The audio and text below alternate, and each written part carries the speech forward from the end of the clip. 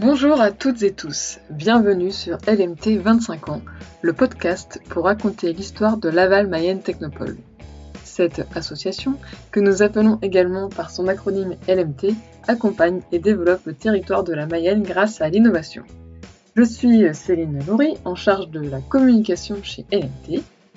Avec ce podcast, nous souhaitons proposer chaque semaine de 2021 un morceau de l'histoire de LMT raconté au travers des conversations avec des membres de l'association, de l'équipe salariée, des partenaires ou encore des entreprises accompagnées qui ont participé à cette aventure collective. Comme vous le savez, LMT fête ses 25 ans d'innovation et de créativité en Mayenne. À ce titre, une campagne de financement participatif a été lancée sur la plateforme Hello Asso. Dans ce cadre, nous remercions l'un des partenaires de l'opération, Fidal, qui a un message. Fidal, leader en droit des affaires, a ouvert son bureau à Laval en 2019 avec l'arrivée de Nicolas Fouessel, directeur associé, avocat en droit fiscal. Aujourd'hui, nous sommes 6 avocats et juristes qui accompagnent les entreprises du territoire mayennais et leurs dirigeants. Grâce à notre fonctionnement en mode start-up où l'audace et la convivialité sont requis au quotidien, nous sommes chanceux d'être les partenaires de confiance de nos clients en leur apportant plus que du droit, une opportunité de libérer leurs projets de développement en s'assurant une sécurisation optimale. Merci encore Fidal pour ce partenariat.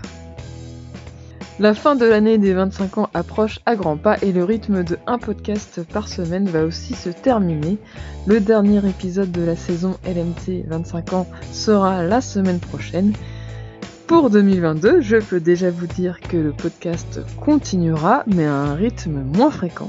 J'avoue, un par semaine, c'est beaucoup de temps. Et pour la conversation d'aujourd'hui, avec l'équipe de Laval Mayenne Technopole, nous nous étions dit que pour la fin de l'année, nous pourrions faire un clin d'œil avec ma conversation avec le premier directeur de Laval Mayenne Technopole, donc Guy Lebras, épisodes 3 et 5, qui sont sortis en début d'année 2021, mais que nous avions enregistré fin 2020. Alors, un an après, donc c'est le fils Clément Lebras que j'interroge dans le cadre de la création de son entreprise et du jeu mobile My Lovely Planet, puisqu'il est accompagné par Laval Mayenne Technopole. Alors, je vous laisse découvrir ce jeu qui apporte des solutions aux problématiques de notre siècle. Bonne écoute!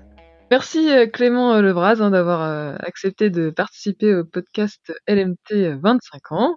Alors, dans un premier temps, une rapide présentation de qui êtes-vous? Alors, merci beaucoup pour l'invitation. Moi, c'est Clément Lebras, effectivement. Je suis le fondateur du jeu My Lovely Planet. Voilà, j'imagine qu'on aura le temps d'en parler, mais voilà, qui est un jeu pour la protection de l'environnement.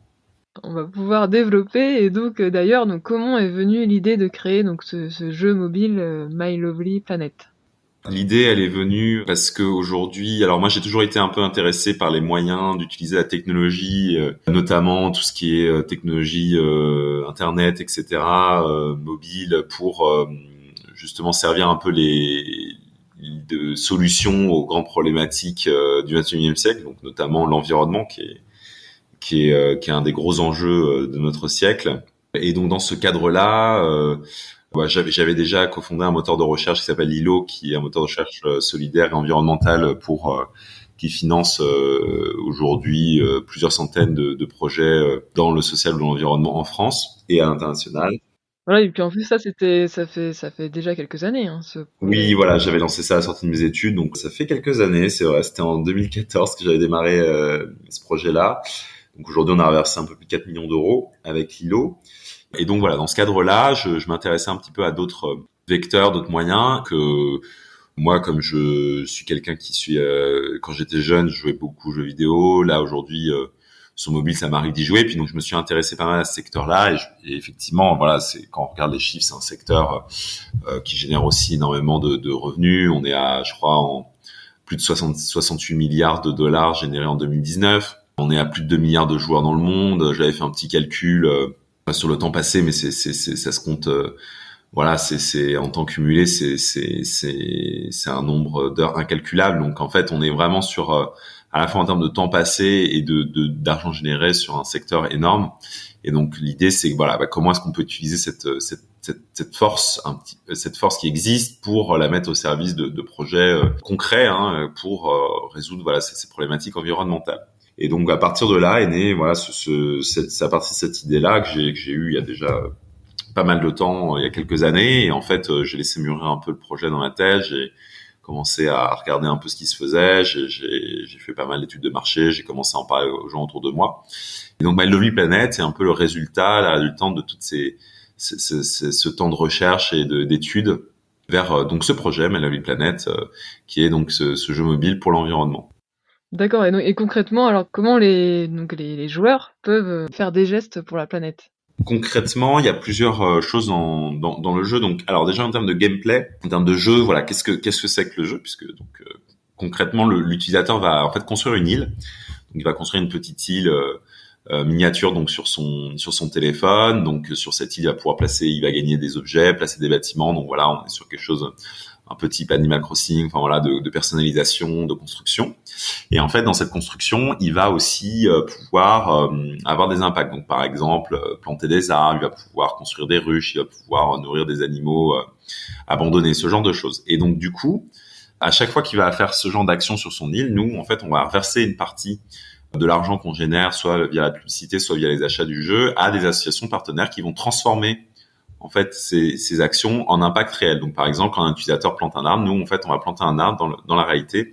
Avec aujourd'hui on a un partenariat avec Eden Reforestation, qui est une ONG internationale qui fait de la reforestation.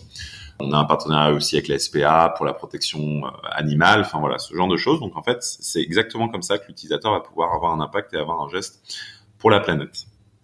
Pouvez-vous nous raconter quels sont vos liens avec Laval Mayenne Technopole et pourquoi avez-vous décidé de vous faire accompagner par Laval Mayenne Technopole? Donc aujourd'hui, voilà, on est incubé à la Technopole à Laval Mayenne Technopole. Pourquoi est-ce que j'ai fait le choix justement de postuler et du coup, on a été accompagné par la Technopole? Il y a plusieurs raisons à ça. La première, c'est que moi, j'ai grandi à Laval.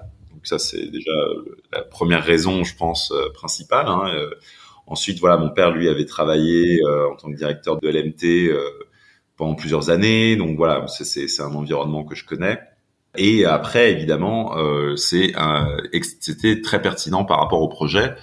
Je suis très très content de cette décision parce que l'accompagnement est vraiment très qualitatif. Donc c'est très pertinent parce que c'est un jeu mobile, donc on est sur des technologies aussi 3D. Enfin voilà, et donc on est sur en termes d'accompagnement, aussi de ressources. Par exemple, nous on a pu recruter une stagiaire, Eva Catrix, qui était à l'ENSAM en tant que stagiaire et qu'on a ensuite là qui travaille à plein temps sur le projet. Donc voilà, en termes aussi de recrutement, c'est très très pertinent. Donc voilà, beaucoup de points qui faisaient que j'avais décidé de postuler et que je ne regrette pas du tout. Et donc oui, ça fait depuis quand vous êtes accompagné par l'équipe de l'incubateur? Alors ça, c'est une très bonne question à laquelle je ne pourrais pas répondre précisément. Mais je pense que ça doit faire maintenant, je pense 6 mois. Je pense que c'était avant l'été, mais honnêtement, je suis plus sûr de quand est-ce qu'on a démarré l'accompagnement, parce qu'il y a plusieurs programmes. Il y a le programme tremplin, enfin il y a le premier programme qui dure 3 mois. Ensuite il y a l'incubation. Donc je crois qu'on a démarré en mai dernier. Voilà. Et sinon, oui, sur quels axes donc l'accompagnement vous apporte le plus et voilà, comment ça se passe, quand est-ce que vous sollicitez l'équipe Alors il y a 2 axes aujourd'hui concrètement sur lesquels il y a un vrai accompagnement et sur lesquels, enfin moi j'aurais eu beaucoup de mal à avancer tout seul, ça c'est très clair. Le premier axe c'est sur l'aspect subvention départementale ou régionale.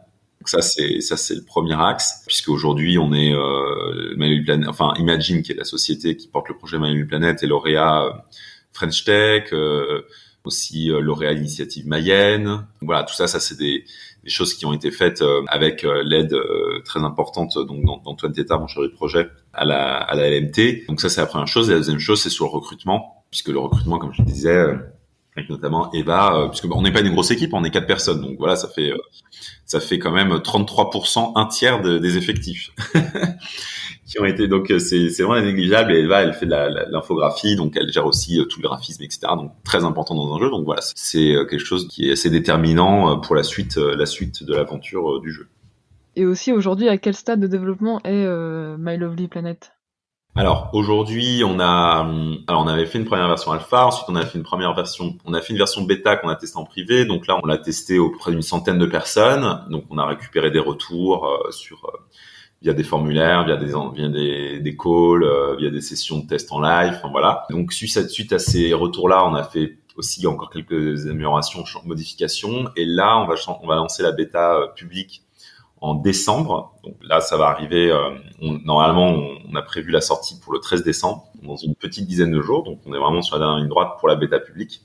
Là, on va le tester. Donc, on a plusieurs centaines de personnes qui sont inscrites pour tester la bêta publique. Donc, on va l'envoyer à ces utilisateurs. On va récupérer des retours. Et ensuite, l'idée, c'est de lancer tranquillement aussi en bêta ouverte sur le store d'ici à janvier. Oui, donc ça veut dire que ce sera téléchargeable pour iOS ou Android, c'est ça? Ouais, alors ça sera téléchargeable sur iOS et Android.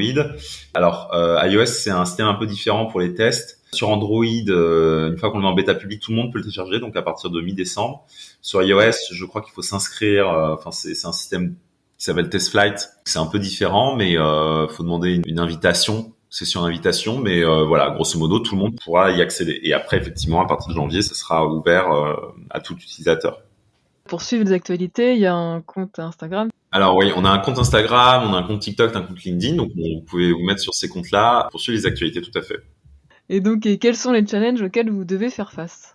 Des challenges, il y en a pas mal, hein, évidemment. Alors le premier challenge qu'on a, c'est de pouvoir sortir le jeu rapidement. Ça fait quand même 1 an qu'on travaille dessus, donc que moi je travaille dessus à plein temps, mais aujourd'hui de sortir le jeu et de réussir à faire l'équilibre entre voilà, on veut à la fois sortir le meilleur jeu possible et à la fois le sortir assez rapidement, parce que au moment où on en est là, il faut qu'on sorte le jeu et qu'on ait le maximum de retours utilisateurs pour pouvoir continuer de l'améliorer.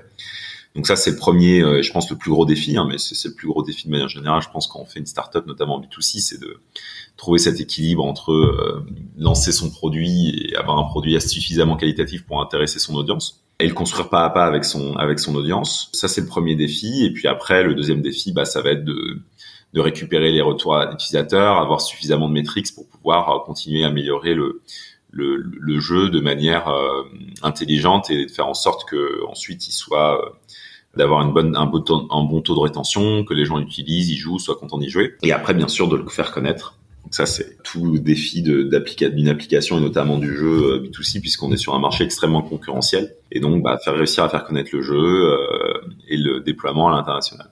Et après, les associations qui sont liées au jeu, du coup, elles ont aussi un rôle de déploiement, ou comment ça se passe?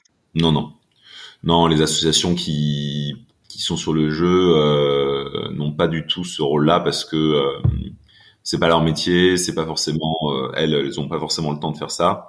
Après, ce qui veut pas dire que peut tout à fait faire des opérations croisées. Moi, je discutais avec Sea Shepherd, avec lesquels on avait pas mal bossé sur l'îlot, donc qui serait aussi qui pourrait être très motivé. Donc, on pourrait faire ça, et je pense que ça pourrait être très intéressant aussi pour nous au début.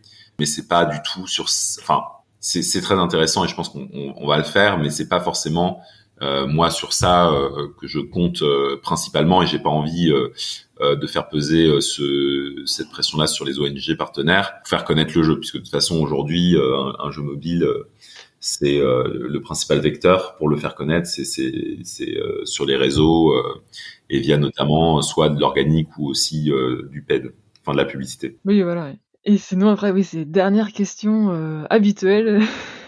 Donc, c'est selon vous, c'est quoi l'innovation et qu'est-ce qui est important pour innover et réussir?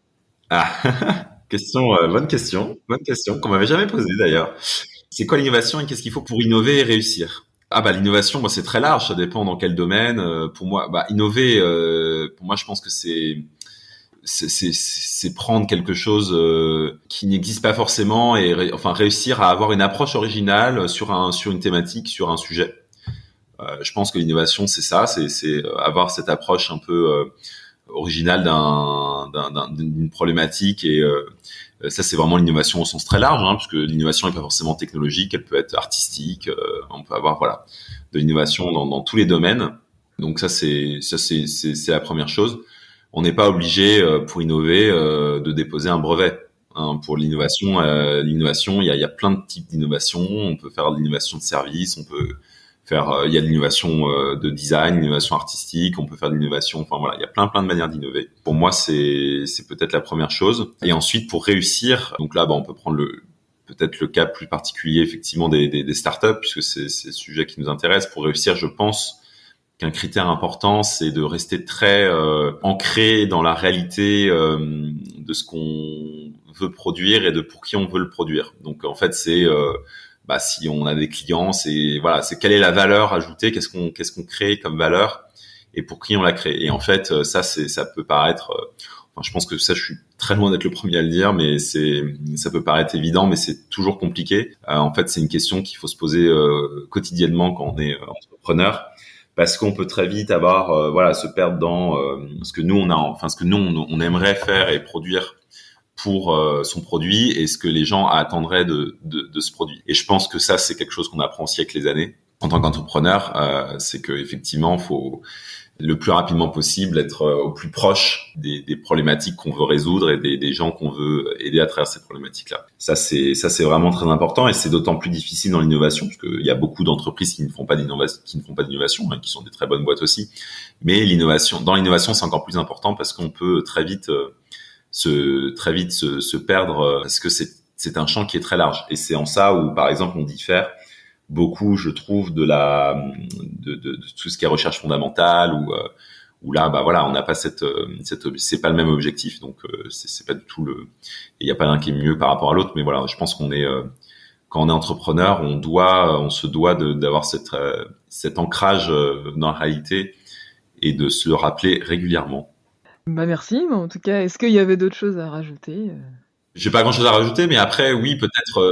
Je pense qu'aujourd'hui, sur les aspects environnementaux, puisque moi, c'est vraiment ça qui m'intéresse et qui me passionne, et je pense que aujourd'hui, c'est l'innovation de service, le côté entreprise, l'entrepreneuriat a pour moi, un gros rôle à jouer dans ce domaine-là. Et je pense que c'est vraiment, pour moi, c'est une problématique qui va toucher un peu tous les pans de la société. Alors c'est l'environnement qui est très lié aussi avec la pénurie de ressources, ce genre de problématiques-là. Et je pense que l'innovation a un grand rôle à jouer là-dedans. Et peut-être un souhait, c'est que plus d'entrepreneurs et plus de projets prennent en compte cette problématique et mettent leur génie créatif au service de ces problématiques-là, parce que je pense qu'aujourd'hui c'est vraiment aussi ça, à mon avis, que les gens attendent et dont les gens ont besoin. Merci pour ce retour, en tout cas. Merci beaucoup pour l'interview. Merci Clément Levraz pour toutes ces précisions sur le jeu mobile My Lovely Planet et ses retours sur l'accompagnement de Laval Mayenne Technopole. C'est l'occasion aussi de montrer la diversité des entreprises accompagnées. Finalement, depuis le début de l'année, nous avons découvert de multiples entreprises au secteur d'activité variés. En effet, le point commun, c'est l'innovation. Et donc à Laval Mayenne Technopole, nous sommes ouverts à tout type de projet de création d'entreprises innovantes. Et nous sommes ravis d'entendre qu'une étudiante de l'Institut Arts et Métiers de Laval a pu être embauchée à l'issue de son stage. Car l'autre mission importante est bien la mise en relation. Et pour ma part, donc je vous retrouve la semaine prochaine avec le dernier épisode de l'année des 25 ans, avec le président actuel de Laval Mayenne Technopole. Il s'agit de Florian Berco, également président de Laval Agglomération et maire de Laval. À la semaine prochaine! Ce podcast LMT 25 ans est disponible sur les plateformes de podcast habituelles et ce qui aide à le faire connaître, c'est de le partager autour de vous et ou de mettre 5 étoiles sur votre plateforme d'écoute. À très bientôt sur les ondes de l'innovation mayonnaise.